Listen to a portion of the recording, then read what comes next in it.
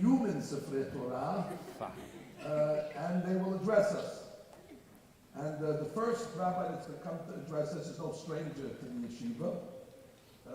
He actually, I would say in the last many years, probably is the rabbi that has had the most influence and impact on the yeshiva. Not only while he was here, but amazingly enough, Rabbi Joey Haber's impact on the boys and girls of the yeshiva is still felt.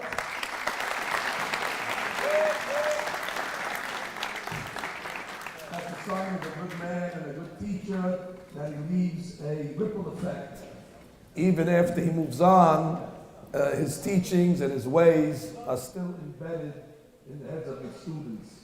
Our rabbis tell us that when Yaakov left to move on, he went to his father-in-law's house. So he left his father's house to go to his father-in-law. But Yitzei Yaakov, so that she says, Yitziat tzaddik min hamakom osa roshem.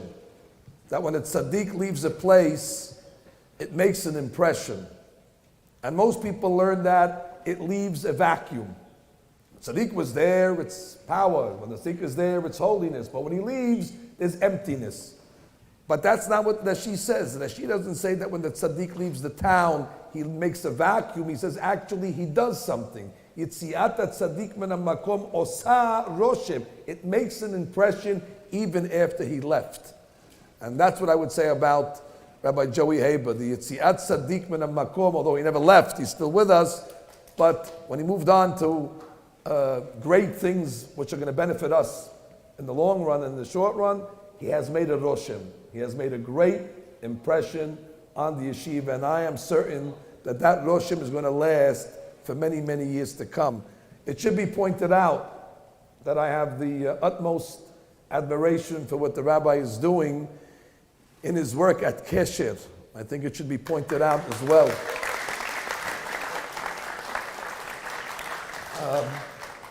I know our yeshiva is very strong on trying to get the boys and girls into the colleges of their choice. And we're committed to that. And we probably have the best guidance for college in the entire country. But that being said, we also recognize the dangers. And you have to be a fool not to recognize the dangers today. I think even the biggest college people are recognizing that the campuses are hostile to Jewish people and to Jewish values and to Jewish ideals. And therefore we need protection. So the rabbi created Kesher, which means connection, in order that when our boys and girls go on to college, they won't get lost. He keeps a connection with them and to make sure that they still are attached to our values and our traditions and the Torah and the mitzvot. Without Kesher, you're jumping into a violent sea without a tube or a floating device, which is basically you're guaranteeing drowning, God forbid.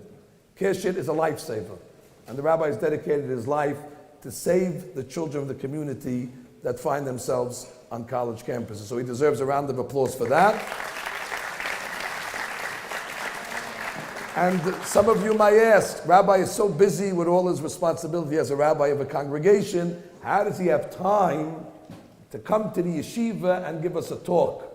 And the answer is of an old saying, that if you have something to get done, give it to a busy person.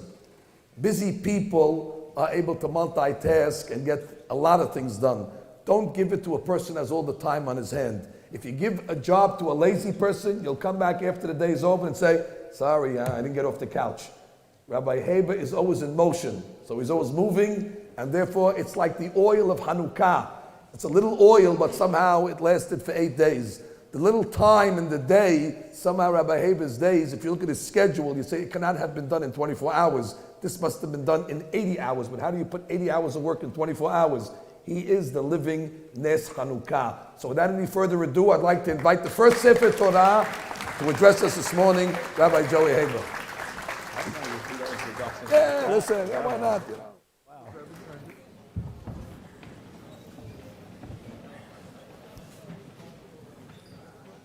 Rabbi, I am incredibly humbled by that introduction.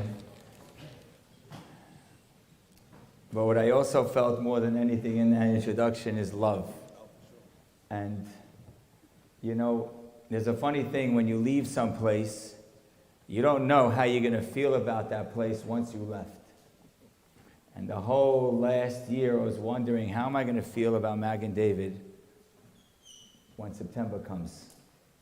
And the truth is, I was pretty confident that I would still love Magen David Yeshivah, but I had no idea how much I would root for you guys inside of my heart and my soul. Every time I hear about a new teacher and what's being taught in the yeshiva, every time I hear even about a win by the JV or the varsity, sounds like there's a lot of those these days. Every time I hear about an incredible Shabbaton or a great open house, every single one of them, how many kids, inshallah, coming next year, there's something inside of me that always wants to sing. So I can't be more proud of what Magen David Yeshiva is and where it's headed. And that's in a large part because of the leadership of Rabbi Mansour. You know, a couple of weeks ago, Rabbi Mansour and I, we had a really long conversation. And I can't tell you how inspired or impressed, I don't know who am I to be impressed, by the leadership and the confidence and the mentality that Rabbi Mansour brings to Magen David Yeshiva. It is incredible. Every boy and girl in this room needs to know that you are in good hands. And you're led by a rabbi who understands you, understands the community, loves you, respects you, appreciates you, wants only the best for you, and has given his heart and soul. The rabbi easily could have decided that this is not something for him, but for him to jump into it with his love and his commitment, his dedication, is the reason why Magen David Yeshiva is stronger than it ever was and will continue to be even stronger and stronger because of it. He's not in the room, but I also hear great things about what Dr. Vita is doing. Apparently he sends out more emails than Trump tweets. But also apparently he is as effective as a principal as his reputation is. And it sounds like there's an energy and a vibrancy, and it sounds like this week was a ton of fun. You guys did a lot of good things this week.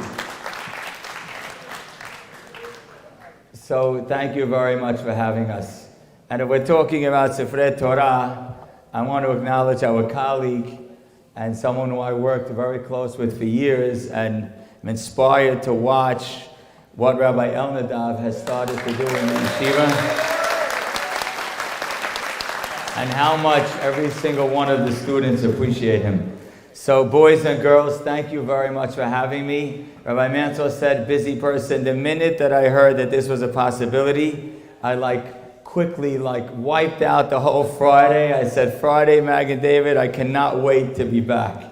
So it's really, really exciting for me to be here and to see the rabbis and the teachers and you know, some of them, many of them, close friends, to see them and what the relationship that they have with you and how the yeshiva is headed really, really is, Baruch Hashem, an inspiration for the rest of the community. Okay.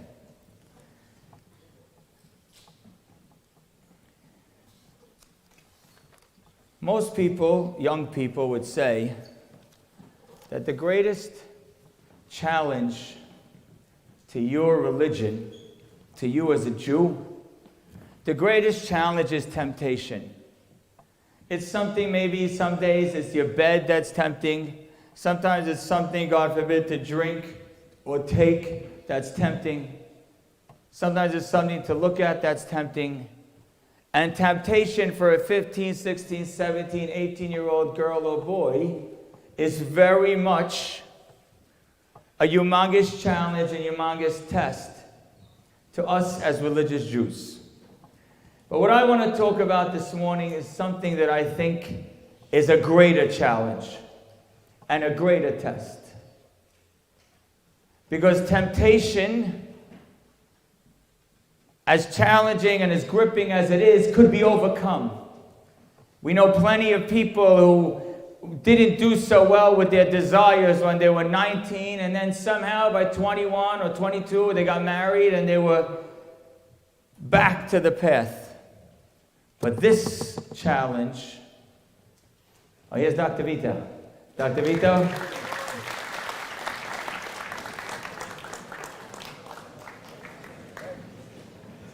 I told him before how much we hear what a kind of an incredible job you're doing and how your effectiveness is as great as it matches your reputation. And then I also told him that I heard you send out more emails than Trump tweets. Apparently it's very effective because I hear from a lot of the parents that they really appreciate how much they're in the know. Sometimes they come at 2 in the morning, but they like it very much. Okay.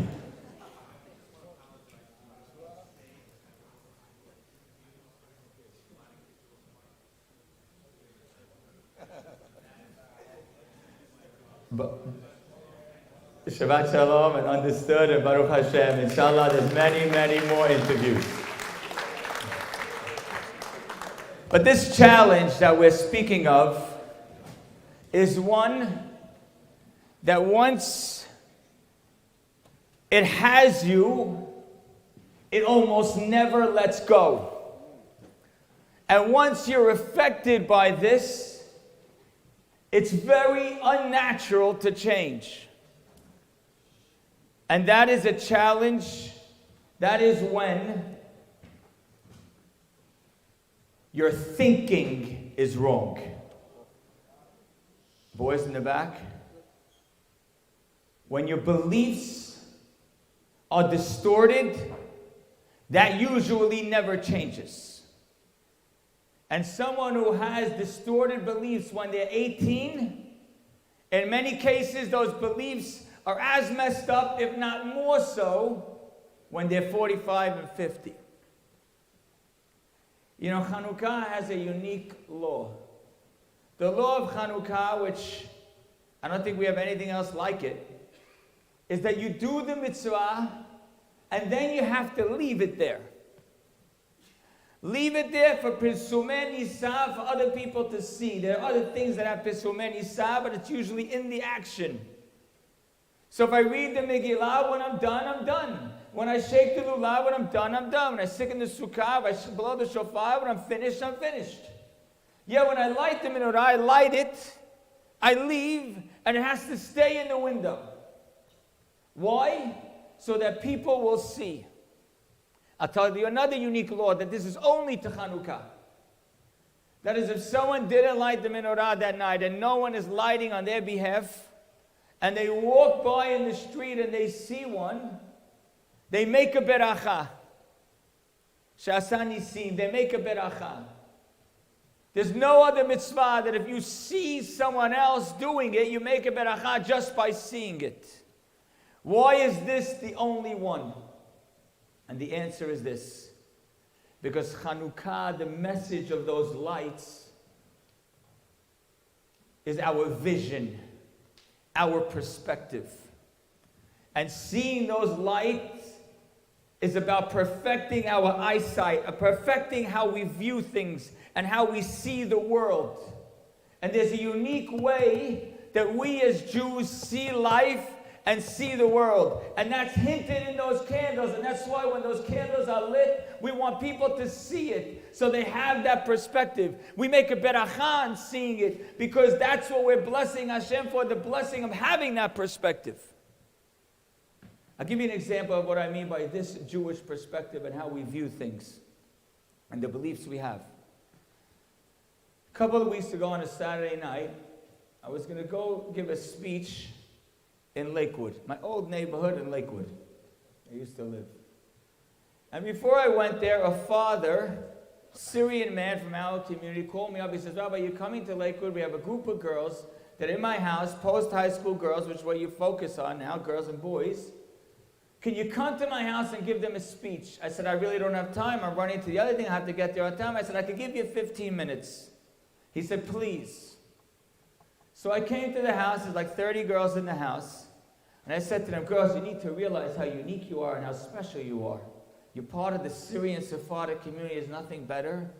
And you're in a city of Torah. The combination is so incredible. So one of the girls raises her hand and says, if that's true, how come no one wants to date us?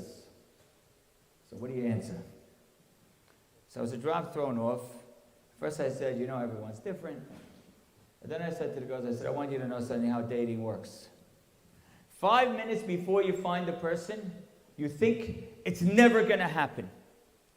And then once it happens, you're like, oh, of course, it was always going to happen. I said, I'll give you an example. I have a niece. A couple of months ago, my wife and I were talking, like, what are we going to do? Esther, we got to find someone for her. And it feels like what's going to be? I said to the girls, this niece, my brother-in-law, went to 3 rabbis this past summer.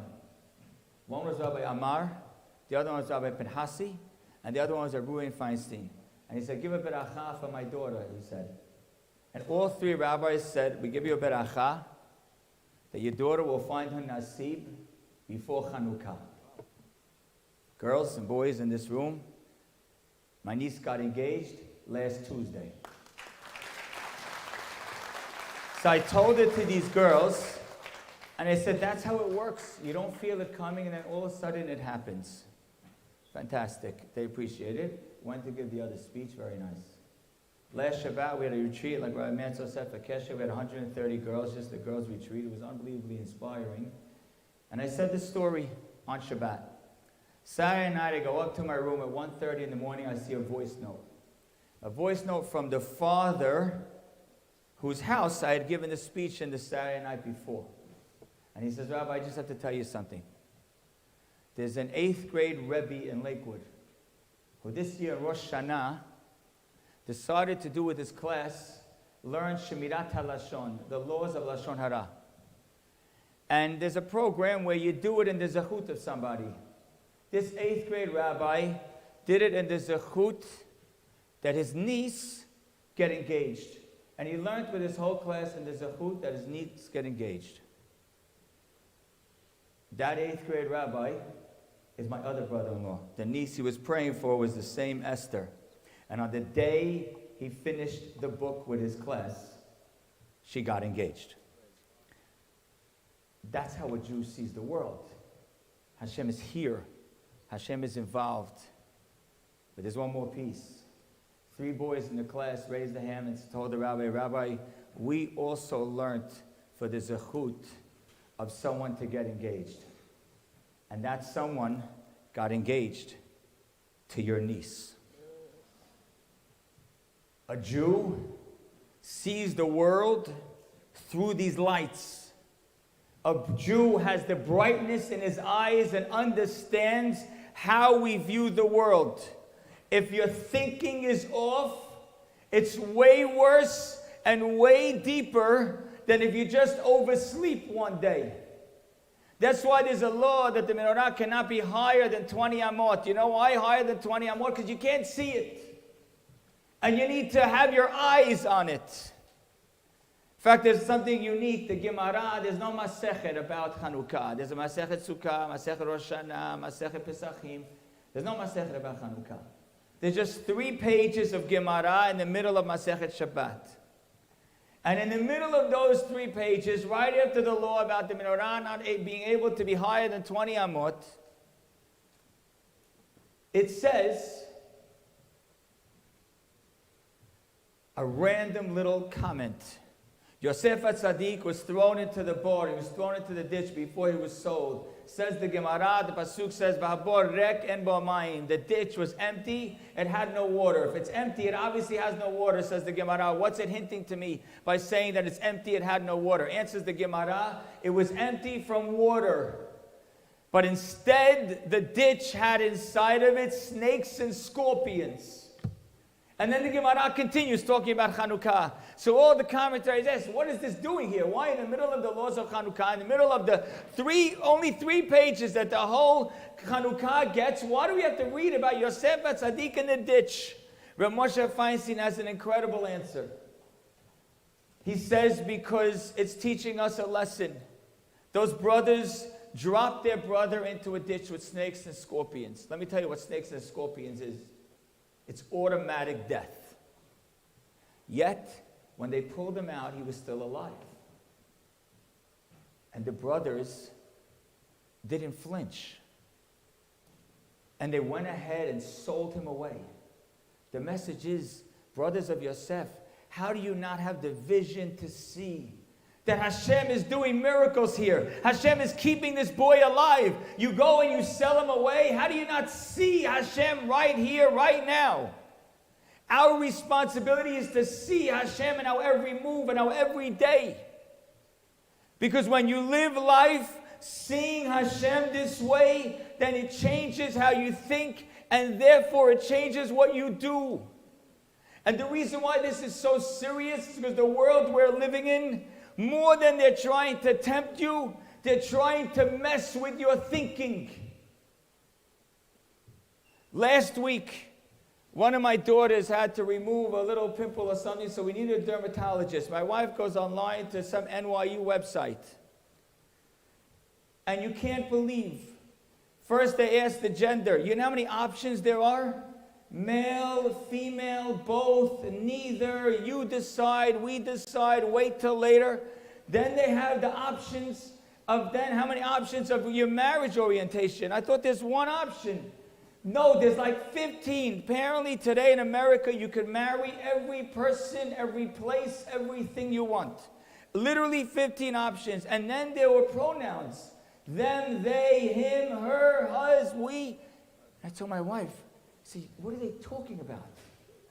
You know what they're talking about? They're playing with your mind.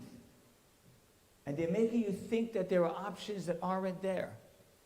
And if they mess with your thinking, it's more dangerous than if they tempt you. And it's actually hinted in the enemy we had. There's just a cute little hinting in the enemy we had in the time of Chanukah. The enemy is Yavan. How do you spell Yavan? Yud, Vav, Nun. Yud is like your brain, the small little brain.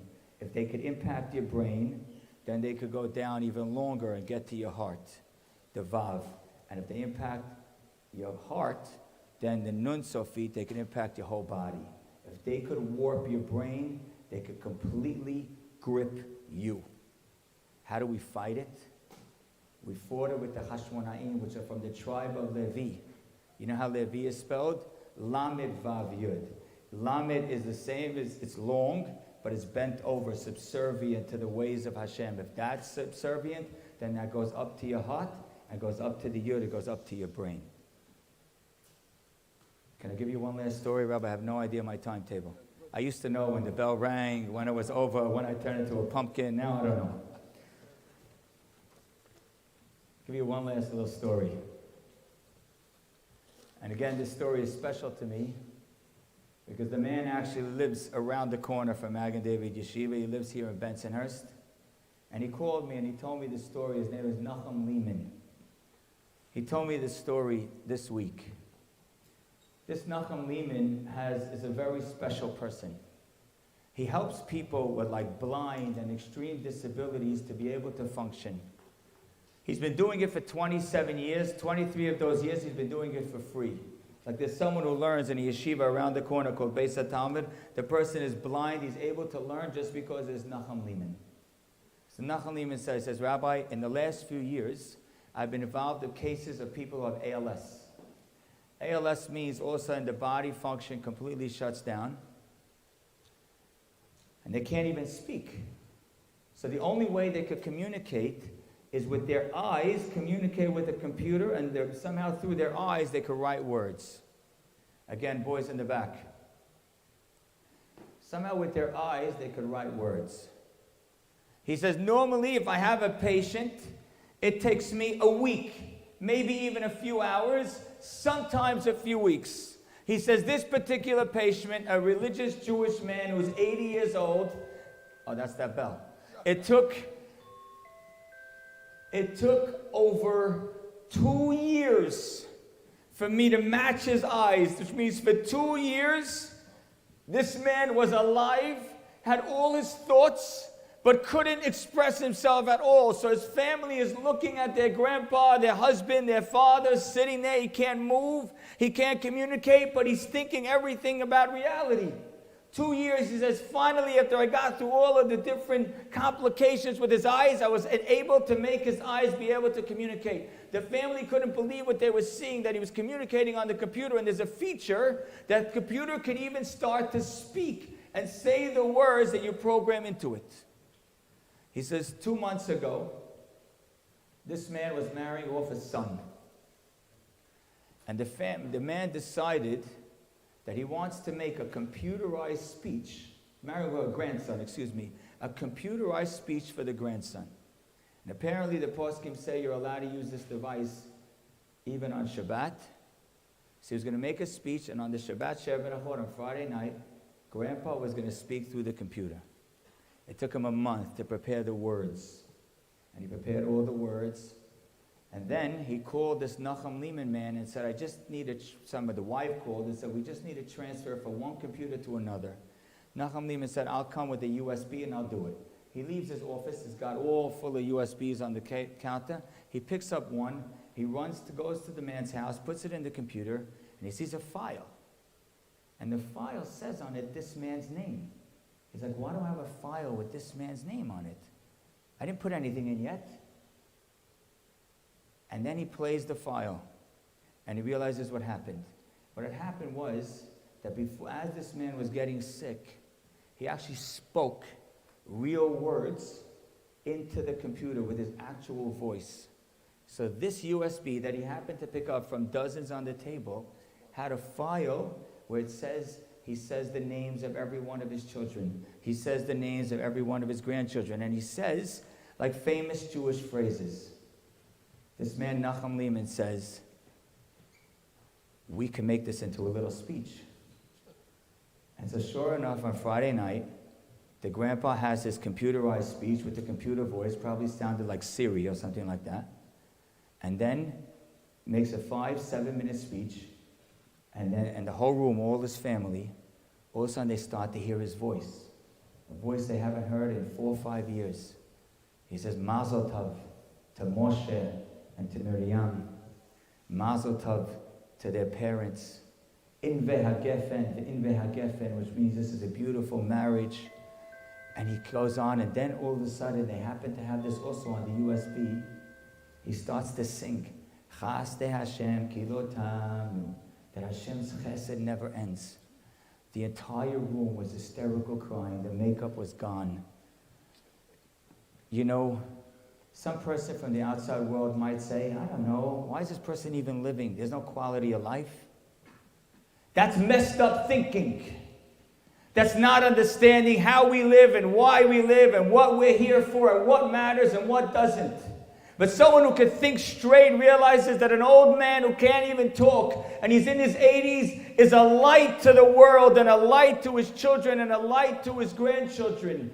Boys and girls, you will be tempted at different times and you'll have ups and downs. Hopefully much more ups and downs. And hopefully in your future, as you mature, it'll be only up. But you only have a chance to get there if your eyesight is clear and if your vision and your perspective is right.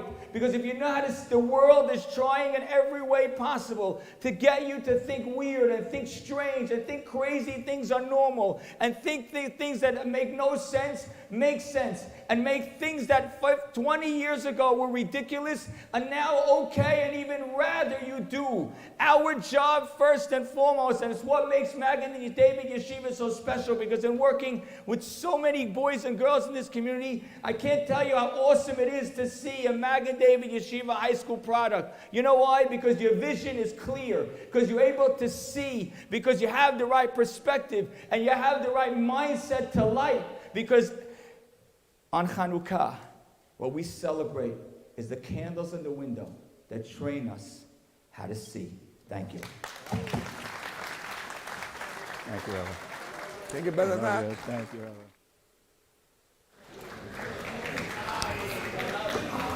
Hazak Baruch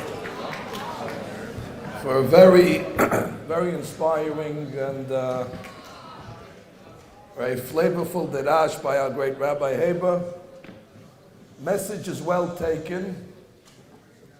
Just want to make sure that I understood it correctly, although it's self-explanatory. The rabbi's message basically is that the Greeks offered us darkness.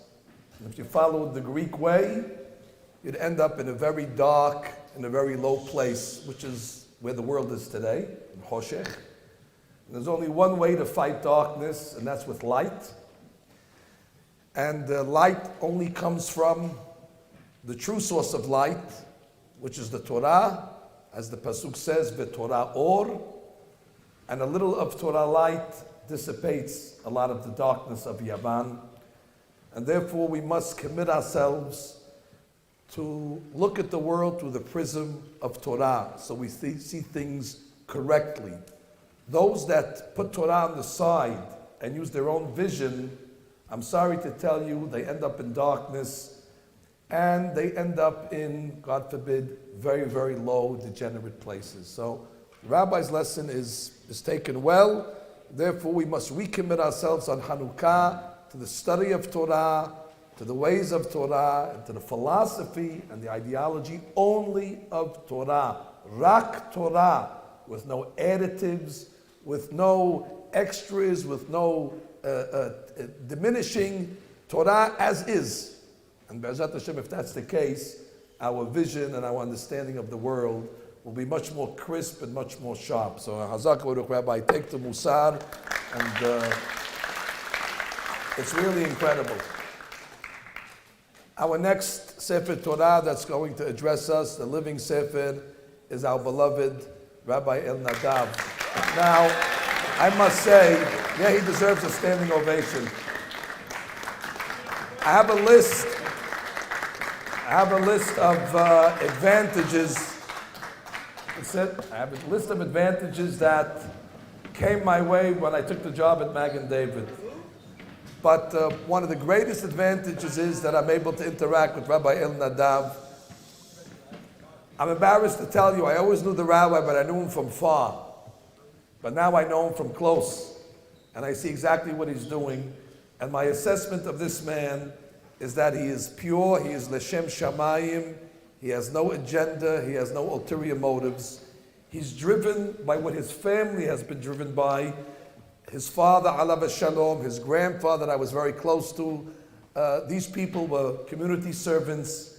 They didn't ask for anything in return. They did it as a labor of love, and they were motivated solely to benefit the other. And I'm very, very lucky that I have these interactions with the rabbi, and more lucky than I am is the students of the Yeshivah, that Baruch Hashem, we have a very, very pure and L'Shem Shamayim man that is involved with the direct education and the benefit of the midot of our children. So I'd like to ask Rabbi Elnadav to come and address the Kahal. There you go.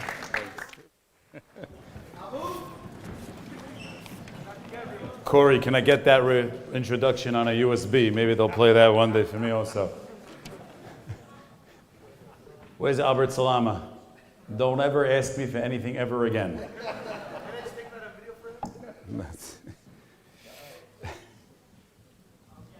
I just want to share a story, if I may, and maybe an idea that we can tie it in to Inyana Dioma.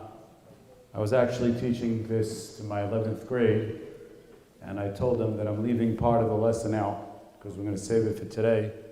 So 11th graders, you're responsible for this on your final. I'm just telling you from now.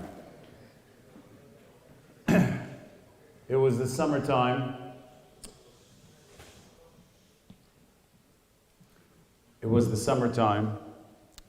Middle of the afternoon, and this little kid one time walks into his house, 7-year-old boy, 8-year-old boy, and he sees his mother sitting on the floor. She's crying, reading a book. Looks at his mother, "Mom, what happened? You hurt yourself? You tripped? You fell? What's going on?" And she says, "No, today is a day known as Tisha B'Av."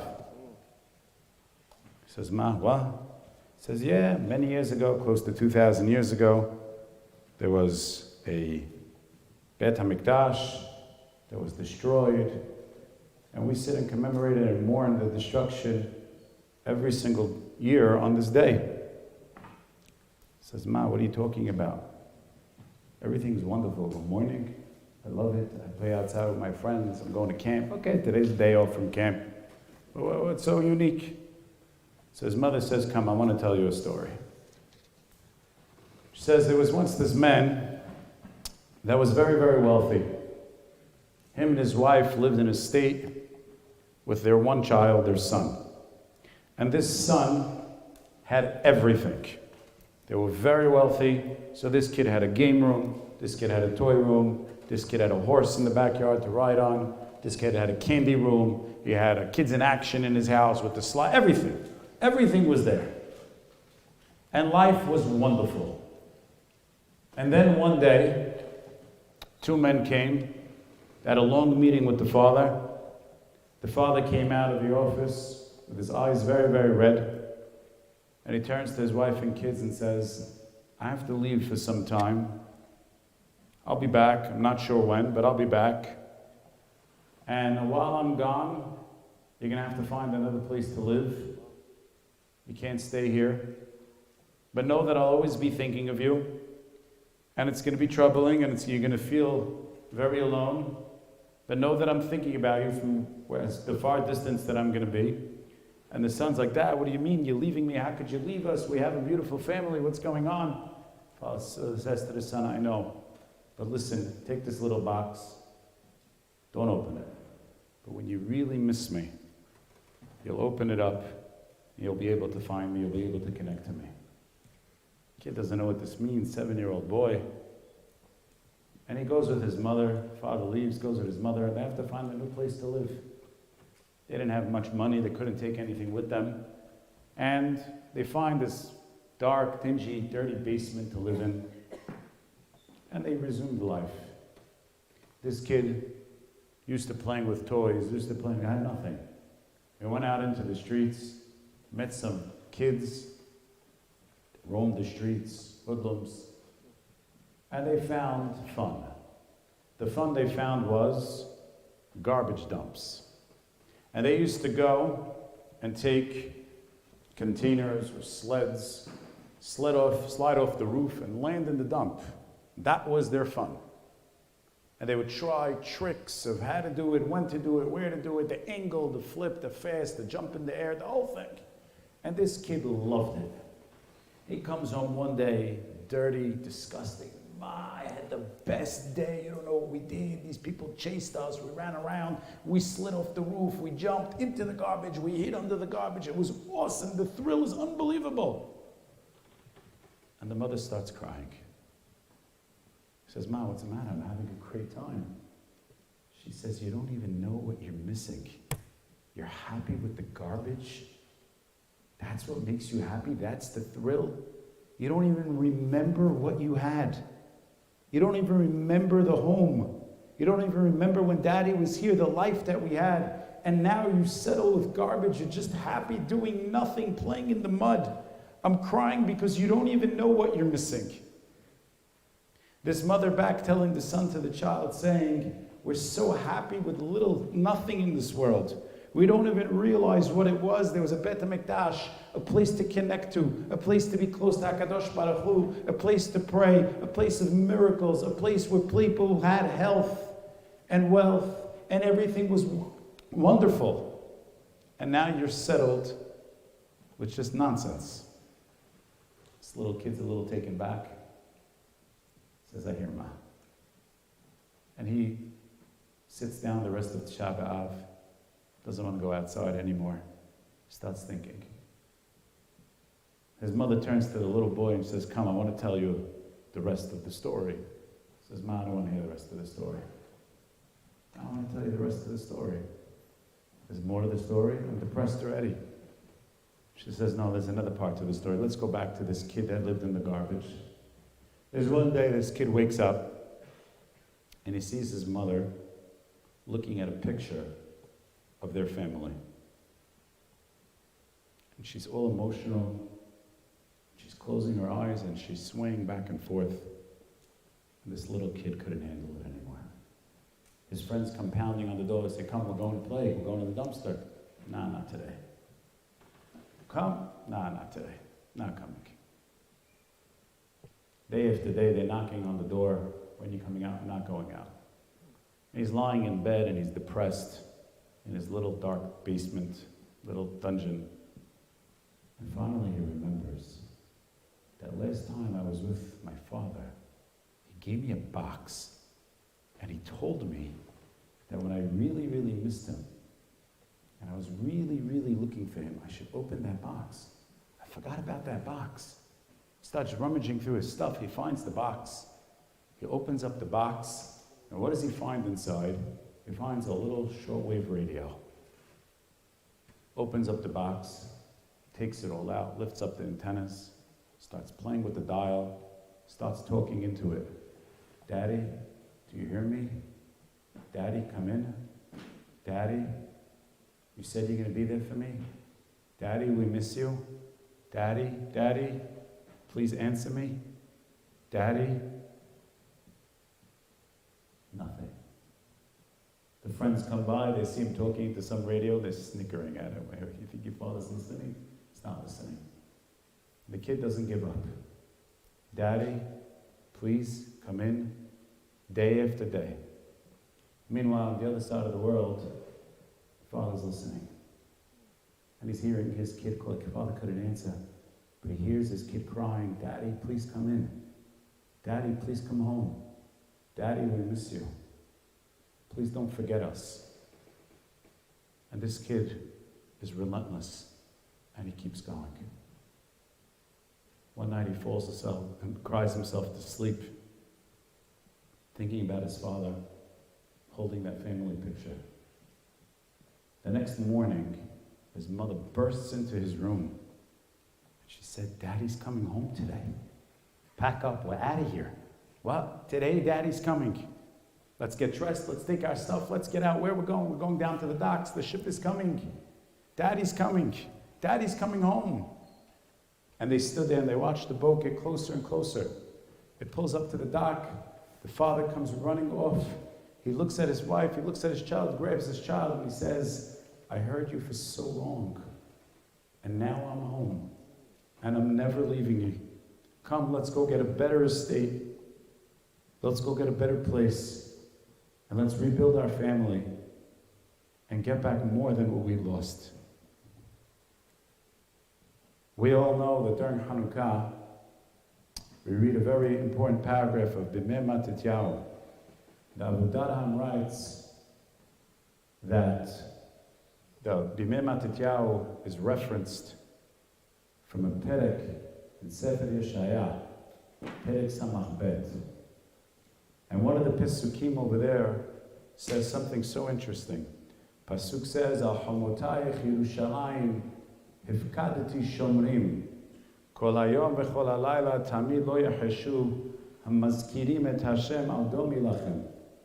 On the walls of Yerushalayim, Hashem has prepared watchmen, Shomrim.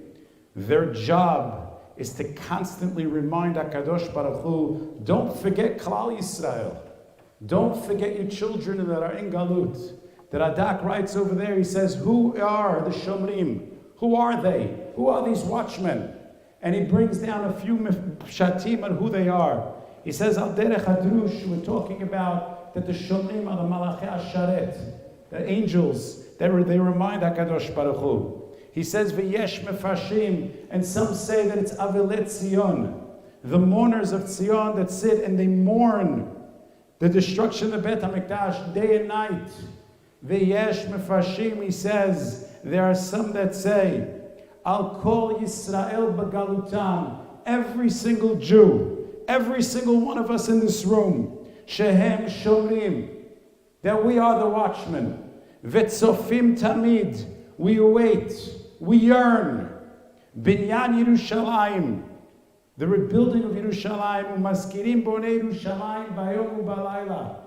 We mention the rebuilding of Yerushalayim day and night, B'tfilotehem, in our prayers, in Berchotehem, in our Birkat HaMazon. Every moment that you see the words Bonei Yerushalayim, at that moment, you are one of the Shomrim.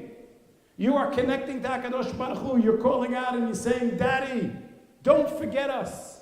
Daddy, bring us back. We're yearning to go back.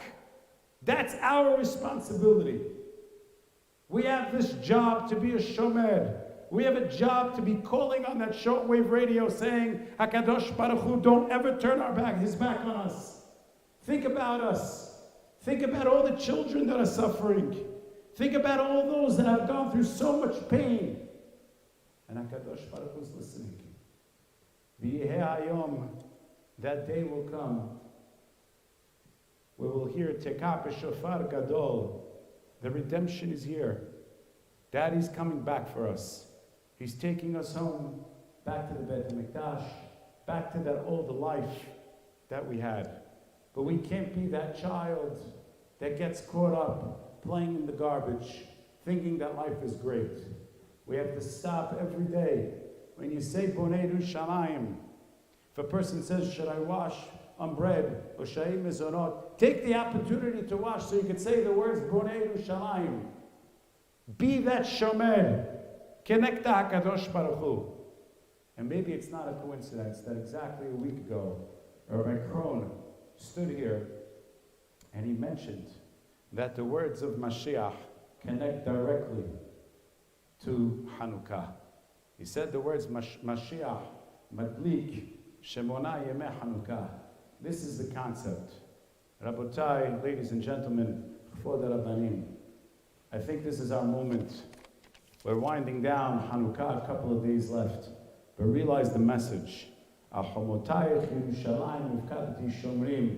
Every one of us have that opportunity multiple times a day to be one of the Shomrim.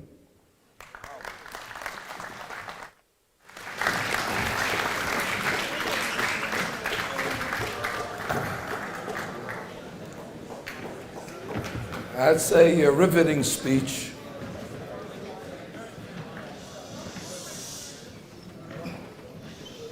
Just to make sure that I understood it correctly, I think Rabbi Elnadav is trying to tell us that we're lighting the menorah to commemorate the lighting of the menorah in the Beit HaMikdash, which we don't have today. And Hanukkah is not only to remember the past, but it's also to look forward and to anticipate the rebuilding of the third Beit HaMikdash, which I have a hunch that all of us will be alive to witness it. That's how close it is. And the Rabbi's purpose is that we must not give up and not become with a low self-esteem to think that we are just to play in the dumps of society. We have a Father in heaven, and He hears our prayers, and He sees our good deeds. And there's going to come a time where that short radio is going to give a return message, and God is going to proclaim Himself. And the holiday of Hanukkah is connected to Mashiach, so therefore we have something to look forward to, that like God made miracles for us by Yamim Ahem, He will make miracles for us by Zeman Hazeh as well. It's a great speech. Our third speaker this morning, I'm just kidding, I'm going to go right into my speech.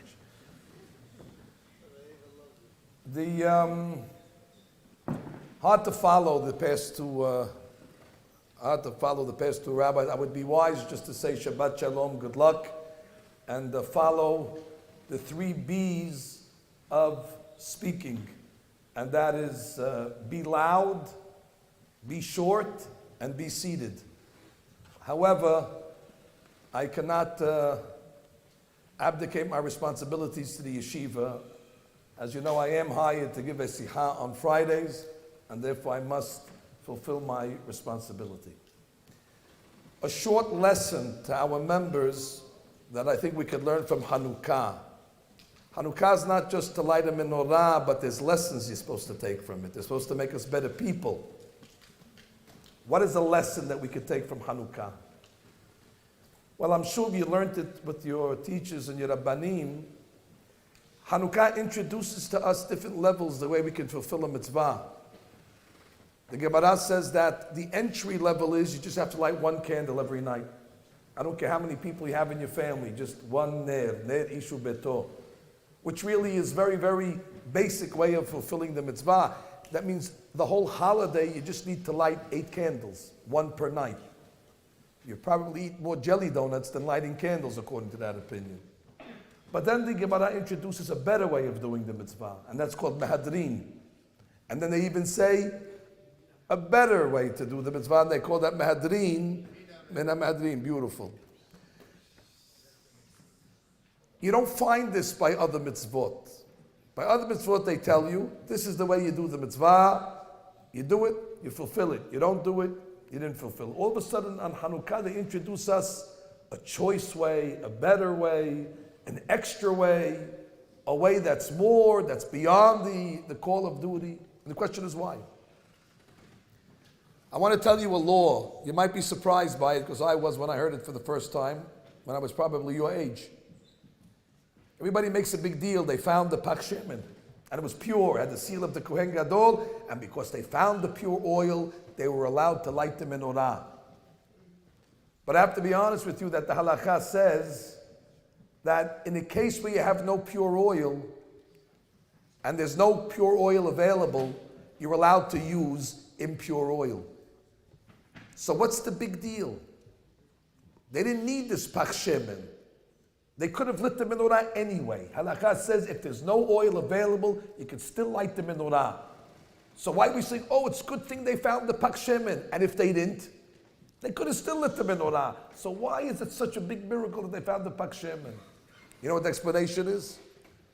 Explanation is that those Kohanim and the Hashmonaim and those Tzaddikim, although they didn't need to use pure oil, but they did something more than they were obligated. They went the extra mile. They said, we know we can get away with impure oil, but we want to be mehader.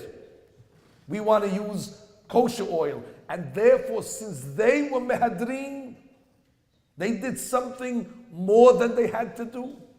So we emulate the Hashmonaim by doing more. We're not satisfied with the minimum. To me, this is a lesson in life. There are certain people that I refer to as 9 to 5 people. 9 to 5 means they get to work exactly on time, 9 o'clock, not a minute early. Chas v'shalom, they should come a minute early. And they leave exactly at 5 o'clock. When they punch out on their card, it says 50000. God forbid they should stay an extra minute. Those are people that want to get away with the bare minimum of life. Let me tell you something about those people that are just looking to get by and they don't strive to excel. They don't have desire to be better and to do more. Those people usually fail in life. Usually they're not successful. I had a friend in Magen David, I won't say his name. Maybe after you ask me, I'll tell you privately. 7th grade, Magen David, Rabbi Biton's class, alav shalom. Rabbi Biton's picture's hanging in the lobby. His boys, Baruch Hashem, may they live and be well, teaching the Yeshivah.